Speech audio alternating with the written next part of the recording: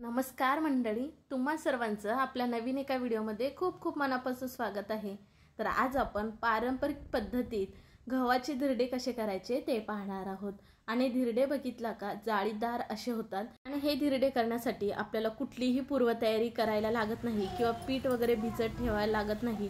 पीठ लगेच करून आपण लगेच हे जाळीदार मऊसूत धिरडे करू शकतो। काही घाई गडबडीच्या वेळेस नाश्त्यासाठी असू दे किंवा मुलांच्या टिफिनसाठी असू दे, पौष्टिक असे हे गव्हाचे आपले धिरडे होतात। हे धिरडे करत असताना ह्याच्यामध्ये आपण सोडा, इनो, दही यांचा कशाचाही वापर केला नाही। झटपट पटकन कोणीही करू शकेल इतके हे धिरडे करायला सोपे आहेत। अशा प्रकारे तुम्ही नक्कीच नाश्ता करू शकता। चला मग वेळ न करता आजच्या व्हिडिओला सुरुवात करूया। तर आपण गव्हाचे धिरडे करत असल्यामुळे आपल्याला हवं गव्हाचं पीठ। तर रोज आपण चपातीसाठी वापरतो तेच पीठ घेतलेलं आहे। इथं काही वेगळं असं पीठ घेतलेलं नाही। तर इथं 1 कप गव्हाचं पीठ आणि 2 चमचे बारीक रवा घेतलेला आहे।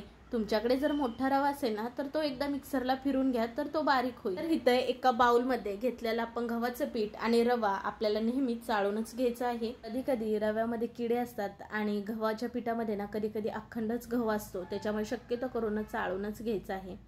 नंतर आपल्याला थोडं थोडं पाणी घालून ह्याचं बॅटर करायचं आहे। तर हे बॅटर करण्यासाठी लागेल तसं पाणी घालायचं आहे। तर तुम्हाला सांगते एकूण मला 2.5 कप इतकं पाणी लागलेलं आहे, कारण गव्हाचं पीठ हे खूप चिकट असतं, त्याच्या गाठी होतात, तर आपल्याला पाणी सुद्धा भरपूर लागतं। तर बघा इथे थोडं थोडं करून इथे मी 2.5 कप एकूण पाणी वापरलेलं आहे। आता झाकण ठेवून आपण हे बाजूला ठेवूयात, म्हणजे ह्याच्यात जो रवा वापरलाय तो फुलेल। तर बघा आता तोपर्यंत इथं आपल्याला भाज्या चिरून घ्यायच्या आहेत। तर इथं बघा काय काय घेतलेलं आहे मी, टॅमॅटो, कांदा आणि 1 गाजर किसून बारीक चिरलेली कोथिंबीर आणि 2 बारीक चिरलेल्या हिरव्या मिरच्या। आता तुम्ही तुमच्या आवडीनुसार ह्याच्यामध्ये आणखीन जास्तीच्या भाज्या वापरू शकता। आता ह्या भाज्या आपण थोड्याशा फ्राय करून घेणार आहोत। त्यासाठी गॅस चालू करून कढई ठेवली, 1 पळी तेल घातलं, अर्धा चमच जिरे, अर्धा चमच मोहरी घातले, ते छान फुलले। मग आपल्याला बारीक चिरलेला कांदा घालायचा आहे। 1 कांदा मध्यम आकाराचा होता, तो बारीक चिरून घेतलाय। कांदा आपल्याला थोडासा नरम करायचा आहे, जास्तीचा लालसर होईपर्यंत इथं परतत बसायचा नाही। मग 2 बारीक चिरलेल्या हिरव्या मिरच्या त्या घातलेल्या आहेत। तर तुम्ही तिखट तुमच्या आवडीप्रमाणे करू शकता, कमी जास्त। थोडेसे चिली फ्लेक्स घातला तरी चालेल किंवा लाल तिखट वापरला तरी सुद्धा चालेल। लहान मुलं तिखट कितपत खातात हे तुम्ही तुमच्या आवडीनुसार कमी जास्त करू शकता। आता गव्हाचा पदार्थ करत असल्यामुळे तो पचायला थोडासा जड असतो, मग त्याच्यामुळे पाव चमच आपल्याला हिंग घालायचा आहे आणि थोडीशी हळद घालायची आहे, जेणेकरून धिरड्यांना ना कलर छान येतो। मग आपला कांदा नरम झाला की आपल्याला ह्याच्यामध्ये घालायचा टॅमॅटो। तर 1 टॅमॅटो बारीक चिरलेला होता तो घालून घेतला। नंतर 1 गाजर ह्याच्यावरचं सालं काढून ना तो किसून घेतला होता, तो घातला। आता भाज्या तुम्ही तुमच्या आवडीनुसार कमी जास्त करू शकता, ह्याच्यामध्ये कोबी घालू शकता, शिमला मिरची घालू शकता। वरून थोडंसंच पाव चमचला कमी इतकं मीठ घालून छान असं मिक्स करायचं आहे। आपल्याला काही इथं भाज्या वगैरे शिजवायचं नाही। आता आपण गॅस बंद करणार आहोत। आपल्या भाज्या छान फ्राय अशा झालेल्या आहेत। तोपर्यंत बघा बॅटर सुद्धा आपले छान असं भिजलेलं आहे। जवळजवळ 10 ते 15 मिनिटं आपलं हे बॅटर भिजत ठेवायचं, म्हणजेच की ह्याच्यामधला रवा छान फुलला जातो।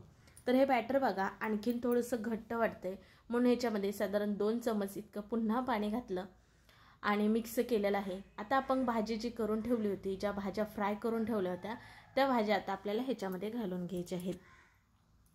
नंतर वरून बारीक चिरलेली कोथिंबीर घालायची, थोडंसंच मीठ पुन्हा आपण घालणार आहोत। अगोदर आपण भाजीमध्ये सुद्धा घातलं होतं, त्यामुळे ही सुद्धा काळजी घ्यायची आहे। आता छान असं आपण मिक्स करणार आहोत।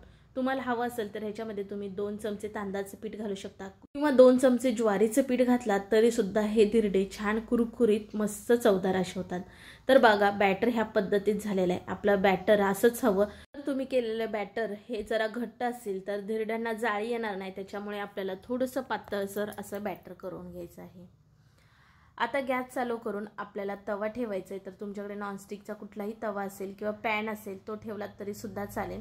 तर इथं मी पॅनच ठेवलेला आहे आणि त्याला तेल लावायचं आहे। तर पारंपरिक पद्धतीत बघा कांद्याने अशा प्रकारे तेल लावायचे, जेणेकरून कांद्याला थोडासा चिकट एक वेगळा वास असतो, रस असतो, त्याच्यामुळे आपले हे धिरडे ना सहज निघले जातात, चिटकून बसत नाहीत।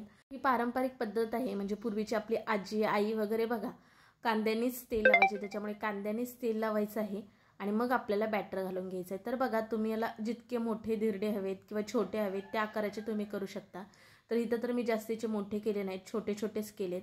पळीने आपल्याला अशा प्रकारे धिरडे घालायचे आहेत, कडेने आपल्याला तेल सोडायचं आहे आणि वरलं जर बॅटर आहे ते सुकल्यासारखं वाटलं की मग आपल्याला साईड चेंज करून घ्यायचे आहे। पण धिरडे करत असताना आपल्याला पूर्ण स्लो गॅसवरतीच करायचे आहेत, नाहीतर आतनं कच्चे कच्चे असे लागतात. मग आपल्याला तसे नको हवेत, छान दोन्ही बाजू थोडेसे क्रिस्पी होईपर्यंत फ्राय करायचे आहेत. कारण हा थोडासा गव्हाचा पदार्थ असल्यामुळे थोडंसं हे ओलसर असतं, त्याच्यामुळे हे थोडंसं फ्राय व्हायला वेळ लागतो. दोन्ही बाजू छान क्रिस्पी होईपर्यंत आपल्याला भाजून घ्यायचे आहेत. पुन्हा आपल्याला दुसरं धिरडे करण्यासाठी कांद्यानेच तेल लावायचं आहे आणि बघा अशा प्रकारे बॅटर आपल्याला पसरून घ्यायचं आहे. तर ह्याच्यामध्ये भाज्या घातल्यानंतर हे दिसायला बघा किती सुंदर असं दिसत आहे. आता जिथं मी गव्हाचं पीठ वापरलं तिथं तुम्ही ज्वारीचं पीठ वापरून ज्वारीचे सुद्धा तुम्ही धिरडे करू शकतात. ते सुद्धा खायला एकदम मस्त चविष्ट असे लागतात. हे असे धिरडे एकदम पौष्टिक असे असतात, एकदम पोटभर असा नाश्ता होतो. आता हल्ली काय होतं माहिती आहे का, नवनवीन बाजारामध्ये पदार्थ यायला लागलेत, पण ते आपल्या शरीरासाठी घातक असतात. तरीसुद्धा मुलांच्या हट्टासाठी आपण देतो, पण त्याच्यापासून हानी होण्याची शक्यता असते आणि हे पारंपरिक पदार्थ कुठेतरी विसरत चाललेले आहोत. तर असं न करता मुलांसाठी तुम्ही घरी असे पारंपरिक पदार्थ बनवून देत चला, जेणेकरून ते त्यांच्या हेल्थसाठी चांगलं असेल. सगळे धिरडे इथं मी करून घेतलेले आहेत. तर ही धिरडे बघा एकदम मऊसूत जाळीदार असे झालेले आहेत. तुम्ही हे धिरडे एखाद्या खोबऱ्याच्या चटणीसोबत, सॉससोबत किंवा दह्यासोबत खाऊ शकता. एकदम चविष्ट असे लागतात. कसा वाटला व्हिडिओ नक्की कमेंट करून सांगा. व्हिडिओ आवडल्यास लाईक करा आणि हो तुम्ही आपल्या चॅनलला अजूनपर्यंत सबस्क्राईब केलं नसेल तर प्लीज आपल्या चॅनलला सबस्क्राईब करून घ्या, म्हणजे पुढील असे छान व्हिडिओ तुम्हाला पाहता येतील. आपला व्हिडिओ जास्तीत जास्त लोकांपर्यंत शेअरसुद्धा करा तुमच्या मित्र मैत्रिणी परिवारामध्ये. चला पुन्हा भेटू अशा नवीन एका रेसिपीमध्ये. तोपर्यंत बाय.